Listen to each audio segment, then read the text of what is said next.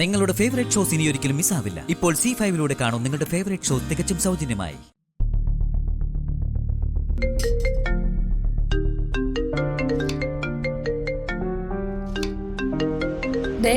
നിങ്ങൾക്കൊരു കോള്. ആരാ ഫോണില്? അറിയില്ല. ആരായാലും എനിക്കൊന്നുമില്ല. പണ്ട് ഭർത്താവിന് കോളുകൾ വരുമ്പോ ആ ഫോൺ പിടിച്ചു വാങ്ങിച്ച് ഇതുപോലെ നോക്കിയിരുന്നെങ്കിലേ നിങ്ങളുടെ ജീവിതം ഇങ്ങനെ എരിഞ്ഞടങ്ങില്ലായിരുന്നു.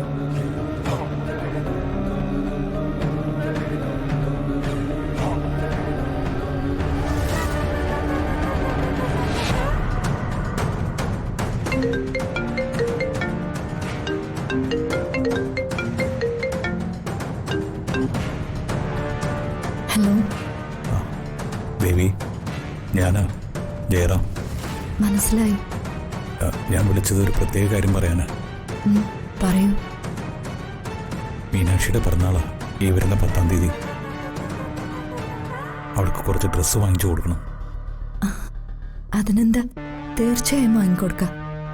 പിന്നെ ഞാനൊരു കത്ത് അയച്ചിരുന്നു, അത് കിട്ടിയോ? കത്തോ? ആ,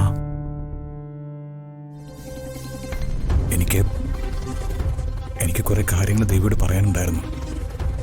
അതെല്ലാം ആ കത്തിലുണ്ട്.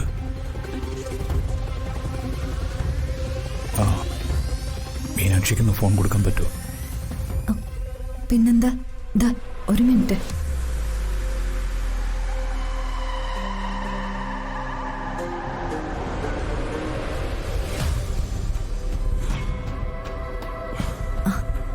മീനാക്ഷി. ഓ, വന്നല്ലോ. ഒരിടത്ത് സമാധാനത്തോടെ ഇരിക്കാൻ സമ്മതിക്കില്ല. അപ്പൊ വന്നോളൂ മീനാക്ഷി മീനാക്ഷി എന്ന് വിളിച്ചോണ്ട്. നിനക്കൊരു ഫോണുണ്ട്. എനിക്ക് ഫോണോ? അതാരാ? നിന്റെ അച്ഛനാ. അയ്യോ, എന്റെ അച്ഛനാ?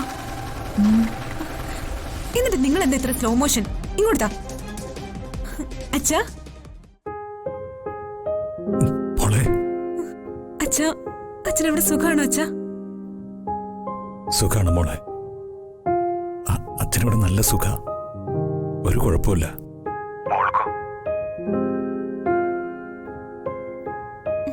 നിങ്ങൾ എന്തോന്നാ ഞാൻ അച്ഛനെ സംസാരിക്കുന്ന കേൾക്കാൻ നിൽക്കാണോ? അങ്ങോട്ട് മാറി നിന്നേ.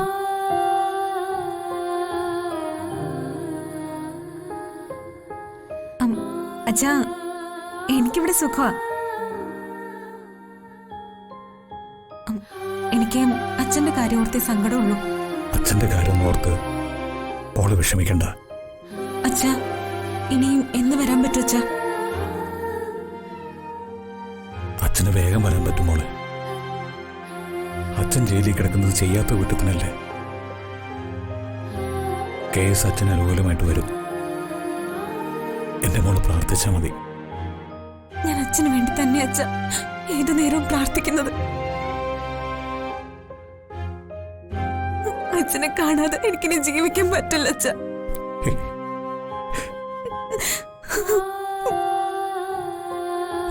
എന്റെ മോളെങ്ങനെ കരയാതെ?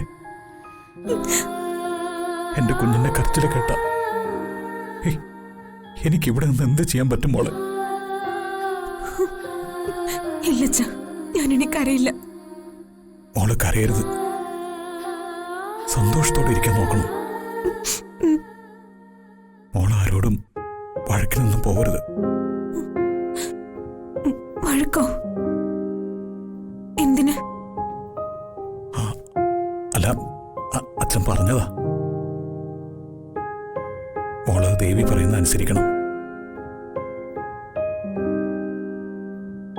അച്ഛാ, അച്ഛൻ അച്ഛന്റെ കാര്യങ്ങൾ സംസാരിക്കും. എനിക്ക് അത് കേൾക്കാനാ ഇഷ്ടം. എത്ര ദിവസമായി അച്ഛ ഞാൻ അച്ഛനെ കണ്ടിട്ട്? കാണാൻ പറ്റാത്തോണ്ടല്ലേ മോളെ. സമയം കഴിഞ്ഞു. അച്ഛാ, അച്ഛാ, അച്ഛാ, ഹലോ.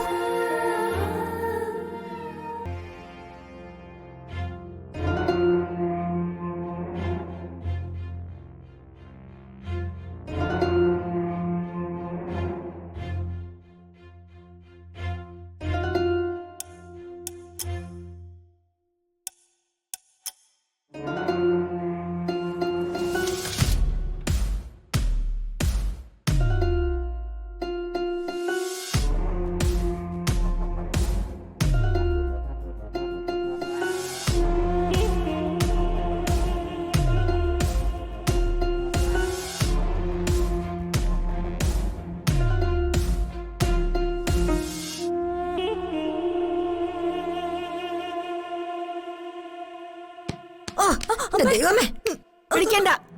വീഴുന്നെങ്കിലേ ഞാനങ്ങ് വീണോട്ടെ. മാറി നിൽക്കങ്ങോട്ട്. എന്താ അമ്മ ഇത്? വീഴാൻ പോകുന്ന എന്നെ താങ്ങി നിർത്താൻ ശ്രമിക്കുന്നവര് എന്നോട് ഇഷ്ടമുള്ളവരായിരിക്കണം. എന്നോട് ഇഷ്ടമില്ലാത്ത നീ എന്തിനത് ചെയ്യുന്നു? എനിക്ക് അമ്മയോട് ഇഷ്ടമല്ലെന്ന് അമ്മയോട് ആര് പറഞ്ഞു? ആരും പറയണ്ടല്ലോ, പ്രവൃത്തി കണ്ട മനസ്സിലാവില്ലേ?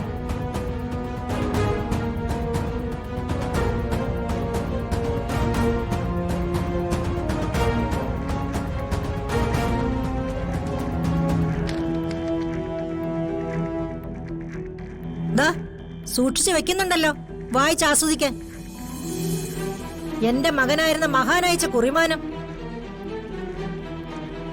ഒരമ്മയുടെ സ്നേഹവാത്സല്യം തിരിച്ചറിയാത്ത മകനാവൻ. ഒരച്ഛന്റെ സ്വപ്നങ്ങളെ തകർത്തെറിഞ്ഞ ദുഷ്ടനാവൻ. ജീവനതുല്യ സ്നേഹിച്ച നിന്റെ ഹൃദയം വെട്ടിക്കീറി കടന്നുപോയ മഹാപാപിയാണവൻ. അമ്മേ, എന്താ ഞാൻ പറഞ്ഞതൊക്കെ ശരിയല്ലേ? ഈ കുടുംബത്തിന്റെ അടിത്തറ തകർത്തിട്ട് പോയവനല്ലേ അവൻ. എത്ര പാടുപെട്ടു വീണ്ടും ഒന്ന് കരകയറാൻ. ഒരു കണ്ണീർപ്പുഴ നീന്തി കടന്നല്ലേ നമ്മളെല്ലാവരും ഇപ്പൊ ഈ കരയിൽ നിൽക്കുന്നത് അല്ലേ? മക്കളെ വളർത്തുന്ന മാതാപിതാക്കളുടെ മനസ്സിലുള്ള സ്വപ്നങ്ങളും സങ്കല്പങ്ങളും നിനക്ക് മനസ്സിലാവില്ല. കാരണം നീ ഒരു അമ്മയല്ല.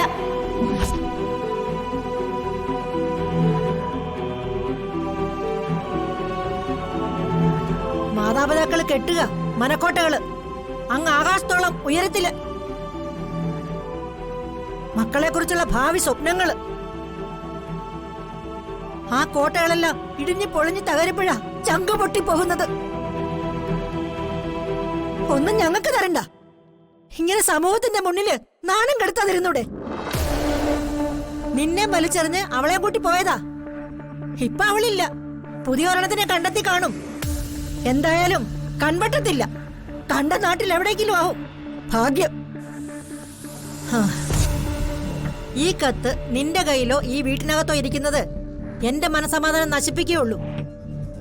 അവൻ അവളുമായി പോയതിനു ശേഷം നീ എനിക്ക് മരുമകളല്ല, മകളാ.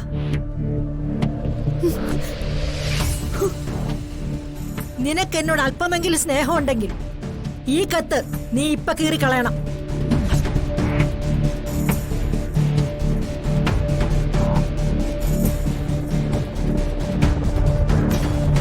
ഇവിടെ എന്റെ മുന്നിൽ വെച്ച്. ഡൗൺലോഡ് ചെയ്യൂ C5 ആപ്പ്. കാണൂ എല്ലാ എപ്പിസോഡുകളും സൗജന്യമായി.